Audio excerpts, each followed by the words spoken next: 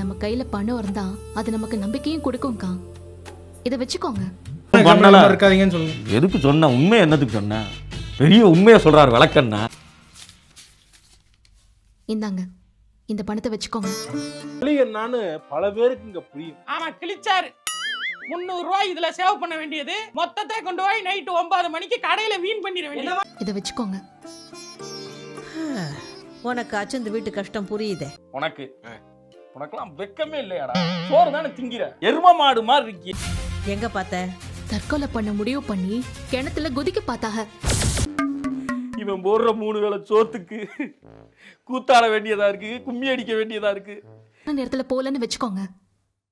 அக்காவை இன்னைக்கு உசுரோடவே பார்த்திருக்க முடியாது. பாத்தீங்களா, இந்த மாதிரி நல்ல நல்ல நண்பர்கள் இருக்காங்க. அதை விட்டு சில பேப்பர் ஐடி ஆற பயலுகளும் இருக்காங்க. அவங்க மனசை கஷ்டப்படுத்துற மாதிரி. அதான் செத்து போகணும்னு முடிவுக்கு வந்துட்டால, அவளை எதுக்காக நீ காப்பாத்தன? ஒரு அளவுக்கு மேல பண்ணாங்க.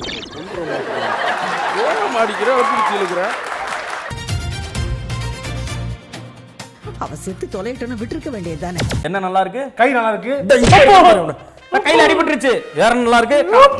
கால்ல இன்ஜுரி ஆயிருச்சு. என்ன பேச சொல்ற?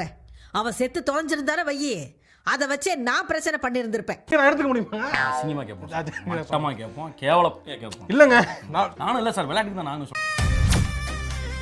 உங்க குடும்பத்துல எல்லார் கண்ணிலையும் விரல விட்டு ஆட்டி இருப்பேன். கூட்டு போறது இதுக்கெல்லாம் பேர் என்ன தெரியுமா? இருப்பேன். இப்படி உசுரோட வந்து நின்னு அதுக்கும் வழி இல்லாம பண்ணிட்டேன். வாழ்க்கையில என்ன பண்ண போறேன்னு கேட்டா உனக்கு டிப்ரெஷன் ஆகுதா? நீ வாழவே வேண்டாம். உங்க கஷ்டம் ஒண்ணு எனக்கு புரியாமலாம் கிடையாது. ஆனா அதுக்கு காரணம் மயிலக்கா இல்லையே. இந்த நாயால தான் மாப்பிள்ள நான் பார்த்தேன்.